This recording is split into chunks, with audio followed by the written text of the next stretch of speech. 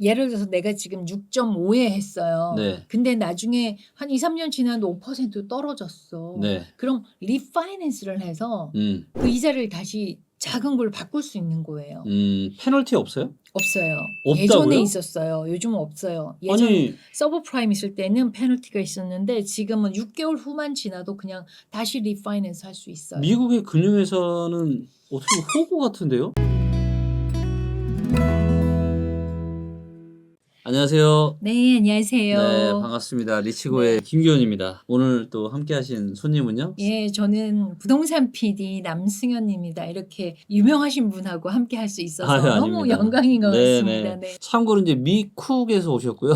네, 미국에서 오시고 또 오셨는데 이렇게 또 예쁜 또 이렇게 제 옷을 옷 또 색깔하고 옷 맞추신 맞춘- 것 같아요. 네, 그래서 이렇게 또 이쁜 옷을 또 선물을 해주셨고 그 다음에 보니까 이제 미국 부동산 전문가가 들려주는 성공하는 미국 부동산 투자의 비밀 책을 또 쓰신 저자분이시기도 하시고요. 또 미국에서 지금 리얼터로서 이 또 그쵸. 사업도 하고 네, 계시는 거죠. 네. 네, 중개 비즈니스. 그래서 미국 부동산 같은 경우는 제가 개인적으로 굉장히 관심이 많아요. 부자 네. 되실 것 같으세요. 네, 왜냐면 제가 이제 아무리 데이터를 봐도 한국 부동산이 과연 당장은 아니지만 앞으로 10년, 20년 뒤에 과연 메리트가 있을까?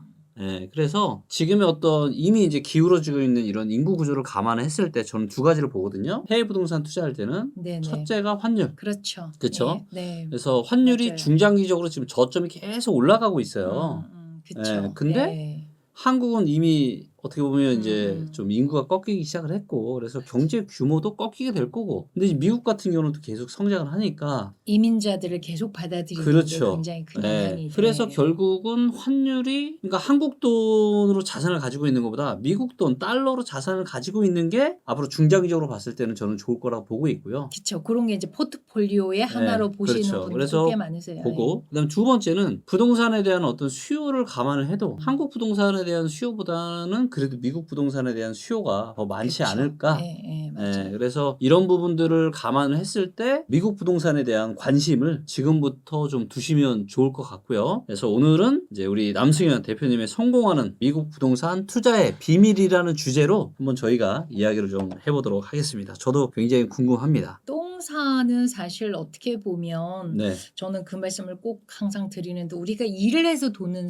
벌면 네, 근로소득이고 음. 사업을 하면 사업소득이고 그렇죠. 부동산으로 돈을 벌면 자산소득이 되는데 네, 모든 사람들이 자산소득을 원하잖아요. 그죠? 그리고 이렇게 부자들 보면 다 부동산으로 다 벌었잖아요. 부동산이에요. 우리 이제 예, 기승전 미국에서도 부동산. 뭐 예. 맥도날드 햄버거 팔아서 돈 그럼요. 벌었냐? 맞아요. 아니거든요. 맞아요. 부동산으로 돈을 맞습니다. 벌었거든요. 그렇죠. 그래서 미국 부동산에 관심을 가질 수 있다라는 거는 대표님 말씀하신 것처럼 네. 내가 부자 될 준비가 좀 돼 있다라는 생각이 들고 그리고 이제 제가 이렇게 부동산에 관한 책을 쓴 데는 네. 가장 큰 이유가 하나 있습니다. 음. 그러니까 미국 부동산에 관심이 있고 돈을 번다던데 네. 해서 손해 보시는 분들이 의외로 있으세요.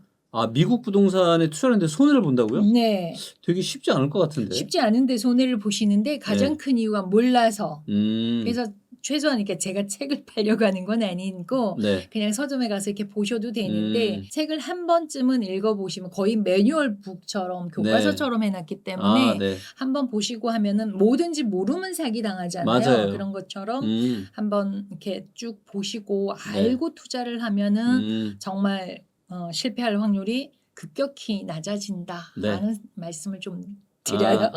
네.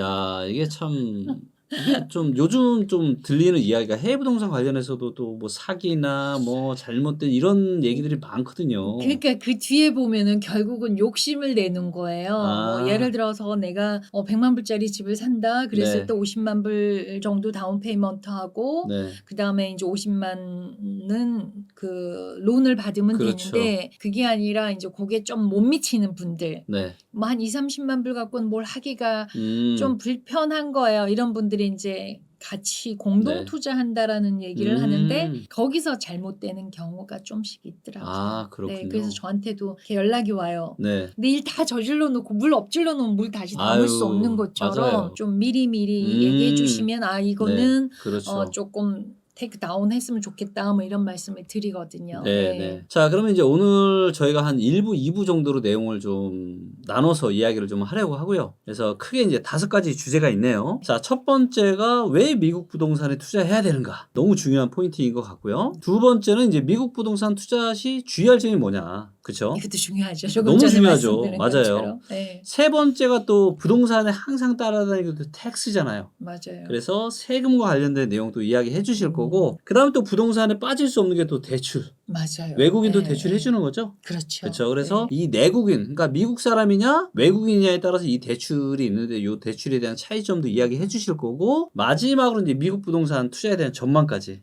언제 사면 좋아요? 뭐 이런 거. 네, 그렇죠. 그래서 요 5가지 주제를 1부, 2부로 나눠서 한번 이야기를 해 보도록 하겠고요. 자, 첫 번째 주제입니다. 자, 미국 부동산, 왜 미국 부동산 투자인가? 왜 미국 부동산이에요? 네, 미국 부동산 투자에 대해서 제가 2가지로 조금 분류를 했으니까 한국에서 미국 부동산에 투자하시는 분, 네. 또 미국에서도 미국 부동산에 투자를 하잖아요. 그래서 네. 2페이지로 만들었는데 네. 한국에서 미국으로 하는 거는 일단 취득세가 없습니다. 한국엔 뭐 6% 이렇게 취득세가 있더라고요. 네. 그러니까 그게 굉장히 큰 거죠. 아, 미국 부동산 살 때 취득세가 없어요? 없습니다. 예를 들어서 내가 뭐 $100만 정도로 산다 그러면 6%면은 큰 돈이 나가잖아요. 벌써 여기서 그냥 네, 돈이 그만큼 세이브가 되는 거죠. 여러 채를 사도 취득세 없어요? 없어요. 여러 채를 사도? 네, 뭐 없어요. 뭐 100채를 사든 500채를 사든 취득세 없습니다. 그리고 네. 1가구 2주택 규제도 없어요. 그러니까 네. 한마디로 집을 여러 채 갖고 있어도 전혀 이런 규제나 규제 없어요. 텍스적인 불리함이나 이런 게 없다. 없어요. 네. 그러니까 미국은 기본적으로 집을 사라는 쪽으로 좀 더 많이 해주는 그런 베네핏이 있기 때문에 혜택이 네. 있기 때문에 그렇고 그다음에 이제 서두에도 말씀드렸듯이 미국은 어쨌든 세계 최고의 강국이잖아요. 그렇죠. 그러다 보니까 안전자산으로서 굉장히 큰 역할을 하고 있고 또 네. 부동산은 역시 단기보다는 장기가 더 맞아요. 좋다라는 말씀을 드리고 또한 IMF 때는 거의 2,000원까지 갔다가 뭐 네. 1,100원 이러다가 1,350원, 1,370원 맞아요. 막 이렇게 네. 올라가잖아요. 그래서 환차익을 기대할 수 있다라는 음. 거예요. 그러니까 예를 한번 들어보면 작년에 어떤 분이 한국에서 오셔가지고 집을 사야 되는 거예요. 네. 그래서 자녀 학교를 보내야 돼서 집을 사줘야 되는데 그때도 한 1,300대를 했어요. 초반대를 했는데 네. 이거 너무 많이 올랐는데 코로나 때 너무 많이 올랐잖아요. 그럴 수 있죠. 그래서 네. 사야 되나 근데 무조건 사야 되는 거야. 그러니까 렌트를 사는 것보단 그래도 사겠다 그래서 샀는데 네. 그분 지금 집값도 올랐고 환율도 그때보다는 낮게 한 거예요. 네. 그래서 그런 환차익을 기대할 수 있다라는 것이고 그다음에 이제 그러니까 어떤 투자 포트폴리오 뭐 비즈니스를 만약에 요즘 같은 데는 중국이 아무래도 힘들다 보니까 미국으로 많이 오고 특히 이제 제조를 하시는 분들은 한국에서 제조보다는 제조 공장을 갖고 있는 분들이 미국으로 오셔요. 맞아요. 그래야지 그 베네핏을 주니까 그렇지 그렇죠. 않으면 안 받아주거든요. 요즘에는 이제 미국에서도 이제 공장을 해외에 짓는 게 아니라 이제 미국 땅에다 미국에 지어라 줘. 이렇게 네. 하고 있기 때문에 그래서 그렇다면 현대도 오고 삼성도 맞아요. 오고. 그래서 부동산에 대한 어떤 수요가 더 많아지겠다라는 생각이 저도 들더라고요. 맞아요. 그리고 이제 거기다 지으면 회사들한테 베네핏을 주는 거예요. 뭐 인컴 소득, 그러니까 소득세를 네네. 뭐 그렇죠. 면제를 몇 년 동안 그렇죠. 면제를 해준다든가 이런 걸 하기 때문에 굳이 내가 중국에다 공장을 하는 것보다는 미국에다 하는 거가 그렇죠. 훨씬 좋은 거예요. 맞아요. 그래서 부동산 시장으로 들어올 수 있는 기회가 굉장히 많다는 거고 그다음에 투자도 할 수 있는 옵션들이 여러 가지가 있는데 이제 하시기 전에 좀 제가 시간이 없더라도 한번 물어보시면 좋겠어요. 그래도 제가 경력이 브로커한 지 한 20년이 됐으니까. 20년. 미국에서 하신 지만 20년? 네. 그 예전에 제가 부동산 하지 않았습니다. 20년 하셨으면 20 뭐 년은 한국만 했어요. 20년 하셨으면 네, 뭐 네. 확실하시겠네요. 정말 다 겪었습니다. 뭐 네. 서브프라임 겪고 막 이런 거 하면서 네. 했는데 그리고 이제 금융자산도 들어오지만 부동산 자산을 잘 네. 활용할 수 있는 그렇죠. 그런 내용 때문이고요. 그리고 가장 중요한 게 자녀 교육인 것 같아요. 자녀 교육. 자녀 교육이나 아니면 네. 자녀가 다 교육 끝나고 그렇죠. 직장을 다니면은 되고 그다음에 상속세. 상속세. 120억인가? 12 밀리언이거든요. 네. 그러니까 엄마가 12 밀리언, 아빠가 12 밀리언을 상속세를 안 내는 방법도 1200만 달러네요. 그쵸. 네. 그러니까 그것도 한국의 이 상속세는 그렇죠. 어마어마하던데요. 맞아요. 그래서 어마어마하죠. 50억을 가지고 있는 분들은 20억을 상속세를 내야 되니까 이걸 차라리 미국에 투자를 하는 거예요. 그런 투자 옵션도 있다라는 거를. 네. 네. 아, 그렇군요. 자, 그러면은 이제 또 한국에서 미국 부동산 투자할 때 어려움들이 있잖아요. 이게 일단 미국은 너무 멀고 임장을 갈 수도 없고 또 내가 그 뭐 부동산 관련한 뭐 텍스나 뭐 법률이나 네. 환율 또 세금 문제, 해외 송금, 뭐 자금 출처 여러 가지 맞아요. 이런 네. 문제점들이 좀 있을 것 요런 같은데. 문제점들이 좀 있고요. 그래서 네. 조금 전에 말씀드린 또 증여라든지 뭐 이런 네. 문제는 한국 회계사나 네. 또 요 회계를 아는 미국 회계사 같이 그러니까 동반해서 하시는 게 좋을 것 같고요. 네. 그리고 이제 이게 좀 미국 부동산의 어떤 거래는 한국보다는 좀 복잡하다고 볼 수 있는 게 제가 한국에 와서 깜짝 놀란 게 하나 있는데 계약서가 3장밖에 안 되더라고요. 아, 이렇게 찍고 이렇게 접어서 그렇죠. 찍고 뭐 이렇게 맞아요. 하던데 우리는 사실 한 300장 넘거든요. 300장이요? 예, 거래 한 번 할 때요. 그래서 저렇게 해도 되나? 와, 300장이면은 그거 일반인들이 검토 못 하겠는데요? 그거 어떻게 3장도 지금 검토하기 힘든데. 그러니까 리얼터가 필요하고 그래서 거래가 좀 안정적이다라고 할 수 있는 부분이 아, 그런 그리고 거예요. 단순히 리얼터만 가지고 안 될 것 같아요. 로이어, 변호사가 들어가야 될 것 같은데요? 동부 쪽에서는 로여가 들어가고요. 네. 캘리포니아 같은 경우는 에스크로 제도가 들어갑니다. 아, 에스크로 네, 제도? 네. 아. 제3자 역할을 해주는 에스크로 제도가 아, 있죠. 그렇군요. 근데 이제 가장 힘든 게 사실 해외 송금 문제에서 걸리는 경우가 꽤 많더라고요. 아, 네. 왜 그런 게 문제가 되죠? 내가 달러로 돈 바꿔서 미국에 내가 은행에 어카운트 열어서 송금하면 되는 거 아니에요? 미국의 어카운트 열기가 요즘 쉽지가 않아요. 1년 전만 하더라도 내가 네. 크레딧 카드 있고 패스포트 있으면 음. 웰스파고 가서 뱅크 오브 아메리카 가서 나 어카운트 오픈하고 싶어요. 그러면 어카운트 오픈이 됐는데 지금은 유틸리티 비를 달라 그래요. 그게 뭐냐면 뭐 전기요금 내고 물세 내고 뭐 이런 거 있잖아요. 그러니까 내가 여기 살아야지 그걸 할 수 있잖아. 미국에 살아야지. 그렇죠. 그런 문제들이 좀 있어서 아, 그러니까 당신이 미국에서 살고 있다라는 걸 네, 증명할 수 있는 뭐 네. 전기를 내든 뭘 내든 이런 거를 네, 이런 증명서를 내라. 그걸 해야지 은행 어카운트를 오픈해 주는 거라서 아. 그게 좀 불편한 부분 중에 하나예요. 아니 그냥 한미은행인가 뭐 미국에 있는 한국 지사도 있잖아요. 은행 지사. 그런 거 안 돼요? 우리은행이 있고 신한은행이 있는데 그거는 우리은행 아메리카하고 신한은행 아메리카예요. 그러니까 법인이 좀 다르게 형성이 돼 있더라고요. 그래서 가끔 뭐 다른 어떤 스폰서를 받아서 해주긴 하는데요. 예.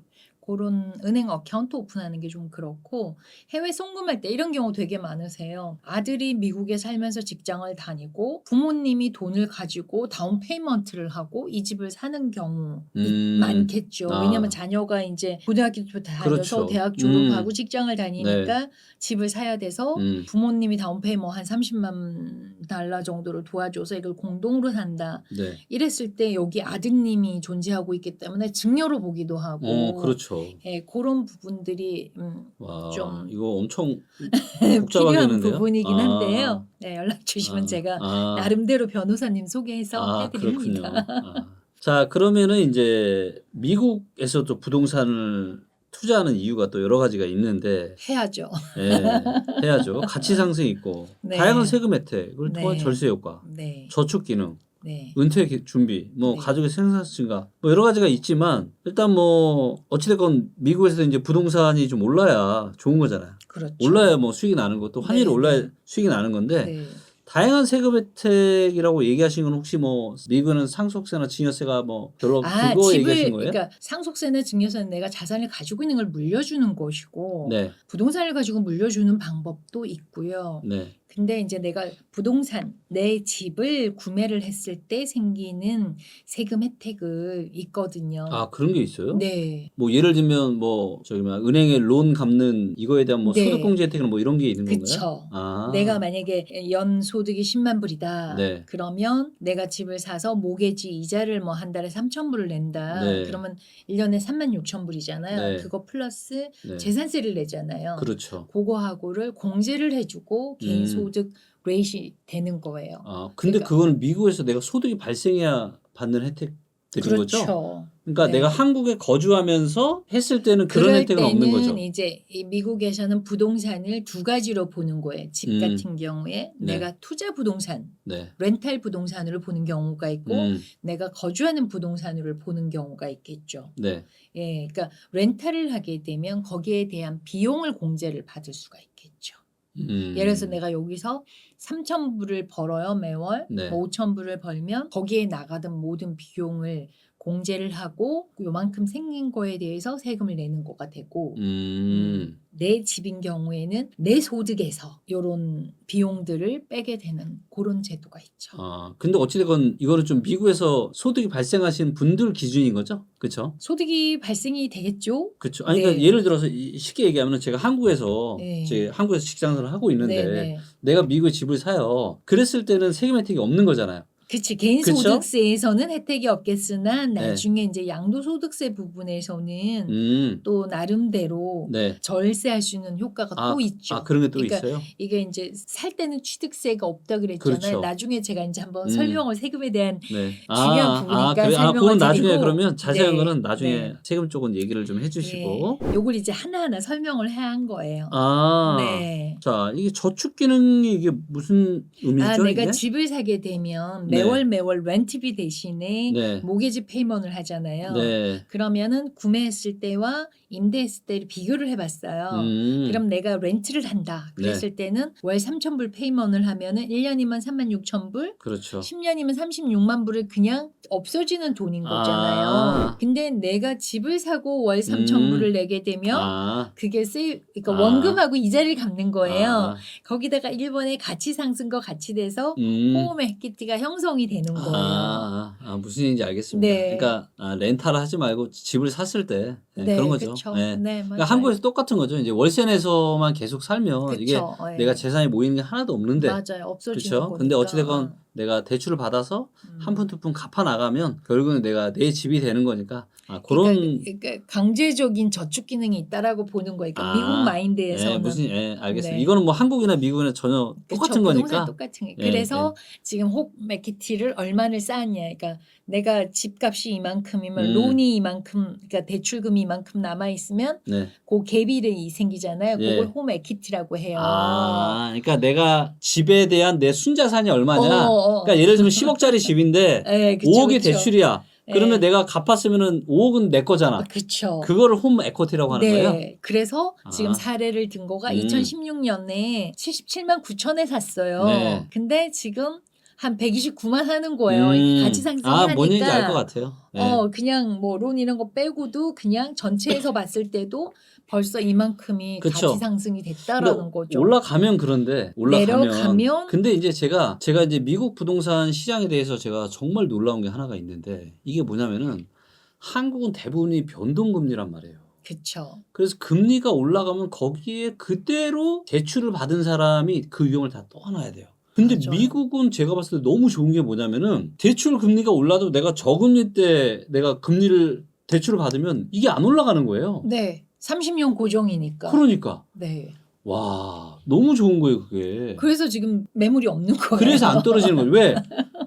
매물로 내놓는 손해지. 그치. 내가 안 지금 하죠. 내 집을 내가 팔아서 네. 내가 미국 새 아파트를 살려고 해. 새 집을. 그러면 지금 몰기지, 론이 지금 얼마나 차이 나겠어요. 그러니까 매물이 없고 그러다 보니까 금리가 올라가도 주거용 부동산 시장에 별로 문제가 없는 거예요. 맞죠? 그리고 또 하나가 있어요. 네. 금리가 지금 뭐 3%막 이렇게 했었잖아요. 네. 그러다 지금 7.5 막 이렇게 올라가는데 네. 아마 이제 나중에 떨어질 거라고 제가 말씀을 어느 그 정도 될 거라고는 말씀을 드리겠지만 네. 뭐냐면 예를 들어서 내가 지금 6.5에 했어요. 네. 근데 나중에 한 2, 3년 지나도 5% 떨어졌어. 네. 그럼 리파이낸스를 해서 그 이자를 다시 작은 걸 바꿀 수 있는 거예요. 페널티 없어요? 없어요. 없다고요? 예전에 있었어요. 요즘은 없어요. 예전 아니, 서브프라임 있을 때는 페널티가 있었는데 지금은 6개월 후만 지나도 그냥 다시 리파이낸스 할 수 있어요. 미국의 금융회사는 어떻게 보면 호구 같은데요? 한국에서는 우리 커머셜은- 소비자들이 호구인데.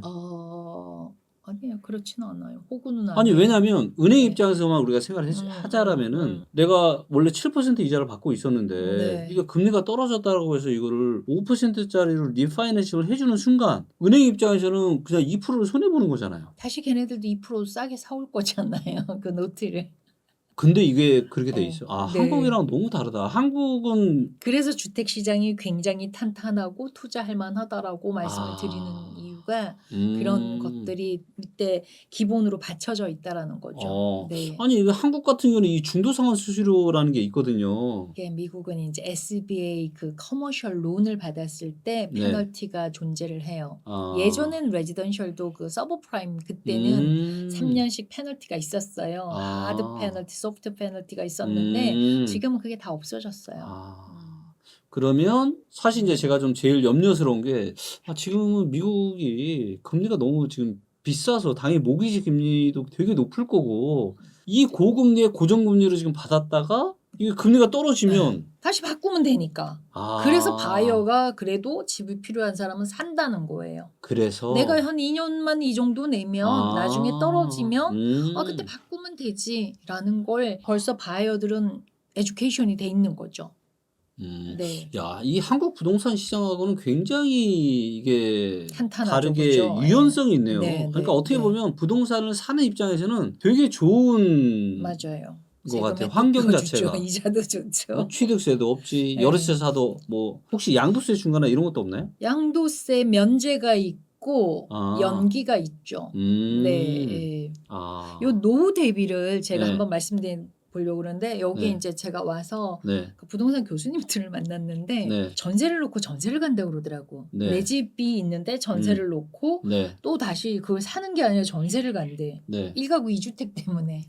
그럴 수 있죠. 근데 미국에서는 은퇴를 하고 노후를 할 때 내가 집을 하나 있으면 네. 라이프타임 따라 조그만 집, 큰 집 이렇게 옮겨가서 큰 집 하나 있으면 나이 들어서는 큰 집이 필요가 없잖아요. 네. 그럼 이거 갖고 두 채를 만드는 거예요.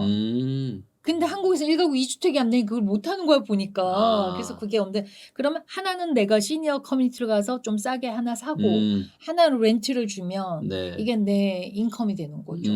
그렇죠. 네, 그럼 이거 네. 가지고 여행 다니고 생활비하고 할 수 있다라는 거죠. 그러니까 집 하나로 은퇴를 할 수도 있다라는 얘기를 드리고 싶어서 네 말씀드렸어요. 그렇군요. 자, 그러면 미국 부동산 거래 이제 장점에 대해서 이야기를 좀 해볼 텐데 보니까 에스크로 제도, 타이틀 보험, 홈 인스펙션 뭐 이런 것들이 있네요. 이걸 하나씩 좀 설명을 해주시죠. 네, 그러니까 네. 미국 조금 아까도 얘기했지만 미국 부동산 거래에 안정성이 있다라는 건데 그것으로 하나로 에스크로 제도라는 게 있어요. 에스크로는 뭐냐면은 셀러 바이어 그렇죠. 구매자와 이 사이에 판매자, 예. 두 사이에서 중간 역할 제3의 역할을 해주면서 거기에 관련된 서류라든가 네. 돈을 대해서 중간 역할을 해주는 거예요. 그러니까 에스크로 계좌가 신탁 계좌라고 보시면 되는 그쵸, 거예요. 그래서 맞아요. 만약에 이제 바이어신데 제가 셀러인데 내가 돈을 이 사람한테 주라고 해야 주는 거고 그게 퍼밋이 안 되면 안 돼요. 그러면 셀러가 있고 셀러 에이전트가 있고 바이어가 있고 바이어 에이전트가 있고 그렇죠. 중간에 이 에스크로 제도가 있는데 네. 모든 그러니까 네 파트죠. 전체를 네. 보면 이게 어그리가 안 되면 이게 모든 게 수행이 안 되는 거예요. 그래서 굉장히 안전하게 이런 매매 대금이라든지 뭐 타이틀 보험이라든지 이게 확인이 다 되어야만 되는 거예요. 그래서 굉장히 안전하다. 한국이랑은 다른. 한국 그냥 바로 그냥 매수 매도인끼리 그냥 가계약금 보내고 계약금 보내고 잔금 왔다 갔다 하고 하는데 이러지 않고 중간에서 이제 이 에스크로 제도라는 이 역할을 해주는 회사가 그러면 돈이 여기로 가겠네요? 그렇죠. 그죠? 우리가 계약금을 내가 계약서를 써서 계약이 성립이 되면 그렇죠. 셀러한테 바로 드리는 게 아니고 그러니까. 에스크로에 들어가 있어요. 그렇죠. 언제까지? 에스크로가 끝날 때까지. 그러면 바이어가 돈을 론을 다 받아서 받은 돈은 또 에스크로 들어가서 다 정리를 한 다음에 비용도 이해했어요. 다 빼고 이렇게 전해지는 거예요. 그리고 여기에는 한국처럼 뭐 2장, 3장의 계약서가 아니라 300장에 달하는 이 어마어마한 이 서류 검토가 서로 이제 다 뭔가 커뮤니케이션이 되고 다 이상 없다. 이게 체크가 끝나면 그러면 이제 매도인한테 매수자의 돈이 에스크로에 있는 게 그때 매도자한테 가겠네.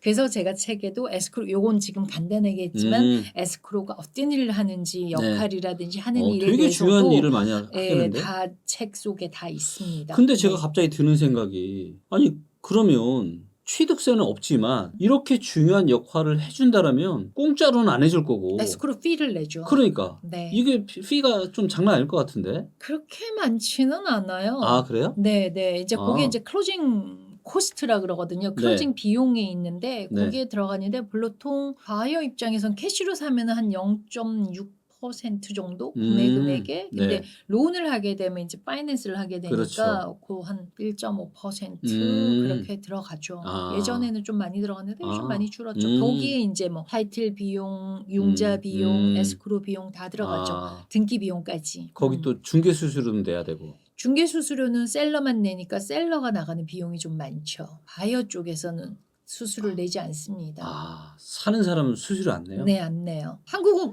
이쪽도 내고 이쪽도 내더라고요. 그렇죠. 네. 근데 제가 알기로는 한국은 그래도 크진 않은데 미국은 셀러가 내는 파는 사람이 내는 중개 수수료가 꽤 많다고 들었거든요. 그것도 모든 게 이제 미국은 네. 커미션은 네고시에이션이에요. 아. 네, 협상 가능하죠. 네, 그래서 근데 일단 뭐 5%라고는 하지만 5%라고 하지만 뭐 어떤 실제로는 경우는 3%도 있고 어떤 데 6%도 있고 어떤 뭐 막 음. 되게 다 달라요. 아. 근데 이제 일반적인 통상적인 게 있긴 하죠. 그래서 이제 5%면 반반. 아, 그렇죠. 아, 그러면 매수인은 사는 입장에서는 그냥 에스크로비만 내면 되는 거네요? 그렇죠. 클로징 비만 내는 거죠. 이해했습니다. 네. 되게 재밌죠. 네, 좀 한국이랑은 좀 시장이 다르다 보니까 요게 굉장히 중요해요. 타이틀 보험? 네, 우리가 보통 보험을 들면 미래를 위해서 보험을 들죠. 네. 근데 이 타이틀 보험은 과거를 위해서 보험을 드는 거예요. 과거를 위해서 보험을 네. 든다? 그러니까 예를 들면 내가 요런 집이 있어요. 그러면 내가 셀러예요. 네. 집을 팔고 나서 네. 갑자기 누군가 다른 사람이 와서 내 집이라고 이 바이어한테 막 집을 내놓으라 그럴 수도 있잖아요. 소유권에 대해서 이슈를 할 수 있잖아. 그 부분을 해결하기 위한 보험이 타이틀 보험, 소유권 보험이라고 얘기를 해요. 이제 이것은 주택 구매자를 보호하기 위해서 하기도 하고 그다음에 이제 구매자가 예를 들어서 대출을 받는다 그러면 네. 은행에서도 이 부분을 꼭 요청을 해요. 아, 그래서 그러면 제가 권리보호라고 여기서 갑자기 보시죠. 드는 네. 게 한국 같은 경우는 부동산 사기가 가끔씩 생겨나거든요. 그렇죠. 그것 때문에 저는 이 제도가 한국에 매우 필요하다는 생각을 해요. 근데 미국에서는 아까 얘기하셨던 에스크로 있죠. 네. 그다음에 이 소유권 보험 있죠. 네. 그러면 그런 사기 문제나 이런 게 있을 수가 없겠네요. 혹시라도 문제가 생기면 보험이라는 거는 그 보험회사에서 책임을 지고 또 네, 이 타이틀 보험회사가 뭐 시카고 타일이나 퍼스트 아메리칸 이런 타이틀 컴퍼니가 있는데도 굉장히 큰데요. 이게 타이틀 리서치를 다 해주는 거예요. 타이틀 리포트라는 게 나와요. 네. 이걸 보고서 보험을 드는 거가 있어요. 그래서 그 모게지 은행으로서는 권리보험이라고 보는 거고 구매자에서는 소유권 보험이라고 보는데 뭐냐면 예를 들어서 내가 이 집이 이렇게 있는데 여기에 뭐 근저당이 잡혀 있어요. 이거 네. 해결이 안 되면 에스크로 클로징을 못 해요. 그리고 지난번에는 보니까 우리 한국 분들이 제가 항상 얘기를 하는데 예를 들어서 저는 이제 영어 이름이 엘리샤 남이에요. 네. 그러면 엘리샤 남이라는 사람은 그리 많지가 않아요. 네. 근데 대표님 같은 경우 이제 미국에 갔다고 나 영어 이름 써 이러면서 그 김기원 이렇게 아니고 네. 예를 들어서 뭐 제이킴 이렇게 하잖아요. 네. 수십만 명이 제이킴이에요. 그러면 내 집에 린이 제이킴이 이 집에 걸려 있을 수도 있는 거예요. 그러네. 네. 그래서 해결하는데 한참 걸렸어요. 그래도 거기도 소셜 시큐리티 넘버 이런 게 있잖아요. 있는데도 불구하고 이렇게 크레딧에도 그런 경우가 있는데 소유권에도 등기라고 하죠. 거기에 그런 게 있어가지고 그래서 제가 항상 말씀드리는 게 종원이도 제이라고 할 수 있고 그러니까 꼭 그러면 훨씬 확률이 줄어드니까 예를 들면 뭐 제이를 한다 그러면 네. 기원 제이킴 뭐 이런 식으로 하라 그래요. 네, 그래서 굉장히 왜냐면 우리는 퍼스트 이름이 다르고 라스트 네임이 근데 미국은 라스트 네임이 거의 다 틀려요. 같지가 않으니 우리 다 똑같으니까. 그러니까 그런 소유권 보험을 가입을 하면 어찌됐건 뭐 매매 사기든 전세 사기든 이런 게 아예 없다. 그리고 혹시라도 문제가 생겨도 보험에 책임져 준다. 이거 맞나요? 그렇죠. 뭐 100%라고는 안 하지만 뭐 네.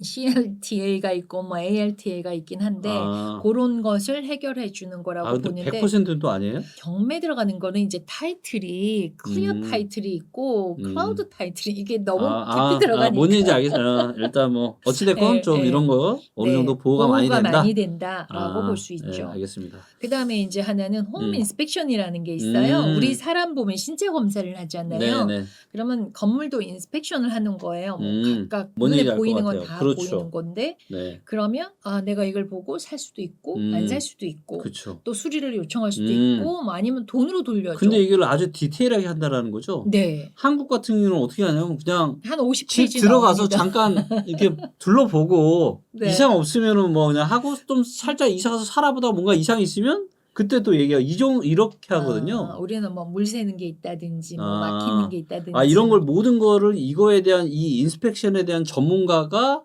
하이어를 출동 해서 그렇게 해서 돈을 내고 바이어가 홈 인스펙터를 하이어를 해서 이제 검사를 하죠. 그래서 홈 인스펙션 리포트를 받아요. 보통 한 50페이지에서 80페이지 정도 됩니다. 이건 얼마예요? 이것도 가격이 요즘 좀 올랐어요. 예전은 뭐 300불도 했는데 요즘은 거의 600불에서 1200불 정도 해요. 집 크기에 그러니까 따라서. 일단은 취득세나 이런 것들은 없지만 어쨌든 이제 제도 거래에 대한 이런 것들을 안전하게 만들기 위해서 일단 자금적인 부분을 보호하기 위해서 에스크로 제도 그다음 혹시라도 뭐 은행 어떤 대출이나 지분자의 지분에 대한 이런 것들이 문제가 있을 수 있으니까 이걸 소유권 보험 그다음에 마지막으로 그 부동산 이 실물에 대해서 뭐가 하자가 있을지 모르니까 이거를 그냥 우리처럼 대충 둘러보고 이게 아니라 전문가가 가서 홈 인스펙션 하고 굉장히 거래를 좀 믿고 맡길 수가 있겠네. 해당 분야에 다 전문가가 해주니까. 그런 점이 좋다라는 거. 그 외에도 뭐 이런 취소할 수 있는 권리라든가 책에 또 제가 굉장히 중요하게 컨티뉴시 리무브라는 걸 해놨는데요. 이게 시간이 많지 않을 것 같아서 오늘은 말씀을 안 드리지만 책을 통해서 한번 보시면 좋을 것 한마디로 같아요. 한국에서 취득세 조금 내는 비용을 요 한 3가지 정도 커버한다. 그렇게 생각하면 되겠네요. 취득세보다는 훨씬 낫죠. 예를 들어서 뭐 계산하기 좋게 100만 불이라고 얘기를 하면은 100만 불에 한 2만 불 정도 들어간다 그러는 건데 취득세를 하면 6만 불 이상이 들어가잖아요. 그러니까 훨씬 낫다라고 볼 수 저는 있죠. 여기서 딱 드는 생각은 뭐냐면 사실 한국은 뭐 부동산을 살 때 뭐 중개 수수료도 있지만 부가세도 있던데요. 당연히 부가세도 있고 취득세를 국가가 가져가잖아요. 근데 미국 같은 경우는 제가 미국의 부동산을 살 때 미국 정부가 가져가는 거는 일단 없네요. 여기서 말씀하신 등록세밖에 이거 중에 없어요. 등록세. 등록세는 뭐 한 200불 하나? 가격 상관없이? 아니요. 뭐 집 가격 뭐 있긴 한데 한 200불 정도밖에 안 해요. 그러니까 거의 없네. 정부가 먹는 게 없네. 근데 이제 부동산 하나 거래될 때 조합이 그러니까 미국은 고용에 대한 게 굉장히 많아요. 그래서 실업률이 뭐 지금 3.8 이렇듯이 그러니까 부동산 거래 하나 할 때 거의 100개 정도의 직업이 먹고 산다라는 거죠. 쉽게 말해서. 하나 거래하는데? 되게 많아요. 사실 제가 이거 간단하게 말씀을 드린 거지만 터마이트도 있고 뭐 블라블라 홈 워런티도 있고 굉장히 저는 많습니다. 매매 계약서가 300페이지 된다는 이 얘기 듣고 제가 그러니까 제가 지금 얘기한 것만 해도 그게 다 들어오면 그럼요. 타이틀 리포트 들어오고 홈 인스펙션 리포트 들어오고 에스크로 인스트럭션 들어오고 막 이러면 알겠습니다. 자, 그러면 이번에는 이제 미국 부동산 투자 시에 또 주의할 점에 대해서 이야기를 또 해주신다고 하셨는데 예산 초과, 높은 페이먼트, 규제 환경, 단기 보유 투자, 싸고 좋은 집은 뭐 이건 다 당연한 이건 미국 부동산이 아니라 제가 보니 예산 초과도 한국이고 높은 페이먼트 한국, 이거는 뭐 미국이랑 좀 다 그러시고 단기 보유 투자 이것도 한국도 마찬가지고 싸고 좋은 집이 과연 전 세계에 있을까요? 그렇죠. 좋은 집 있으면 연락 주세요. 절대 연락 안 갑니다. 그다음 수리 비용이 더 큰 집, 조금 미국계 이런 내용들 그러면 이 중에서 조금 어떤 게 있을까? 단기 보유, 예를 들어서 짧게 보유했어요. 그럼 여기에 대한 요거는 이제 제가 잠깐 말씀을 드리면 뭐 예산 초과는 하다가 보면 자꾸 올라가는데 그건 하지 말라는 건데 번째 이제 단기 보유 투자는 우리가 플리핑이라 그래요. 리모델링 사서 그러니까. 되파는 거, 바로 되파는 거예요. 아, 그걸 플리핑이라고 하는 예. 거예요? 아, 사서 리모델링해서 바로 파는 거를 그러니까 플리핑. 리모델링해서 팔기도 하고 그냥 사서 바로 되팔기도 하고. 아, 그렇게 해요. 한마디로 부동산 단타를 플리핑이라고 하는 그렇죠. 거구나. 플립한다 그러죠.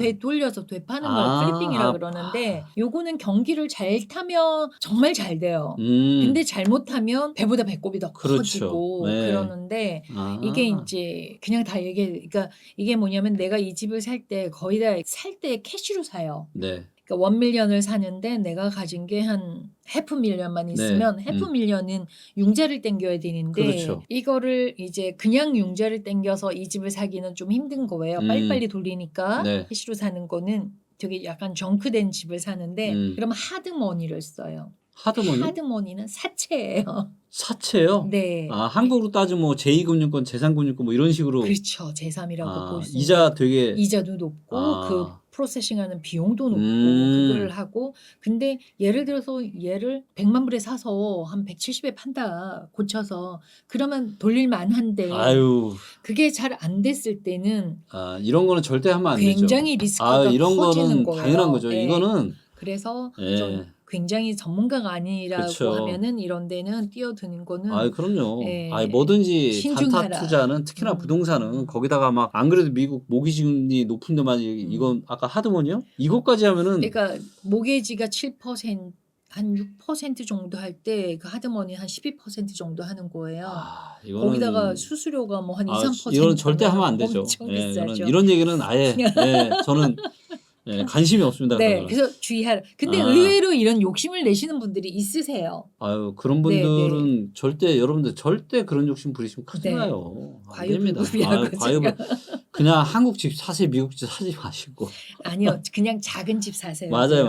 차라리 방 한 칸이라도 내가 해서 그러니까 일반적인 걸로 너무 욕심내지 않고 가다 보면 저절로 되는 그렇죠. 게 맞아요. 제가 코로나 때 밤 10시에 전화가 온 거예요. 전화를 받았는데 이분이 방 한 칸 생각나서 지금 얘기하는데 방 한 칸짜리 샀어요. 네. 근데 정말 싸게 샀어요. 27만에 나온 게 있는데 그것도 오렌지 카운티에 26만에 샀는데요. 그게 40만이에요. 그러면 내가 갈아타기를 할 수 있으니까 내가 하다가 보면 욕심내지 않아도 돈이 됩니다.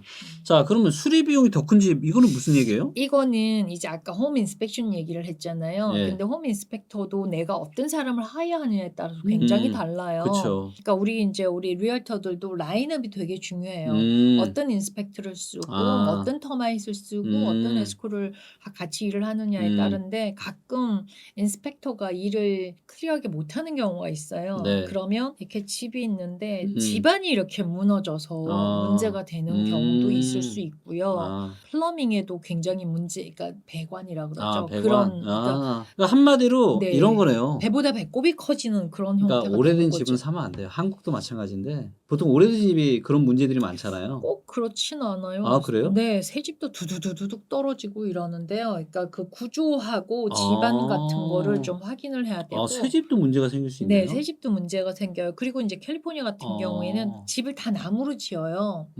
그래서 다 고쳐놓으면 새 집과 별반 다를 바가 없기도 해요. 근데 제가 여기서 갑자기 궁금한 게 한국은 그래도 어디 건설사에서 지은 아파트다라고 하면은 나름 어떤 품질에 대한 기본적인 그런 신뢰 같은 게 있거든요.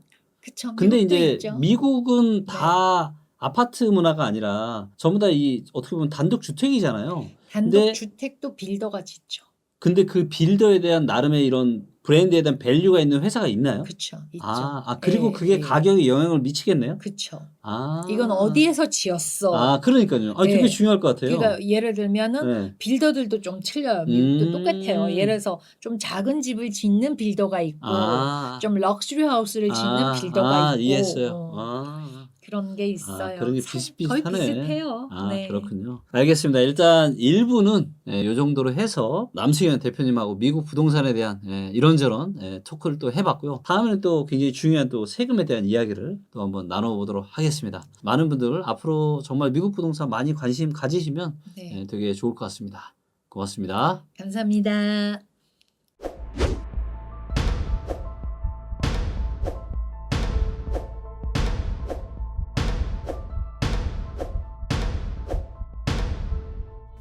내년부터 본격화되는 이 세금 때문에 트리거가 시작이 돼서 거래량 데이터에서 그런 징후들이 보이고 있습니다. 서울의 아파트 시장은 올라갈 에너지는 없고 22년서부터는 이제는 보합이나 하락으로 내려갈 가능성이 많고요. 10년에 한 번 정도 있을까 말까 한 절호의 매도 기회가 왔다.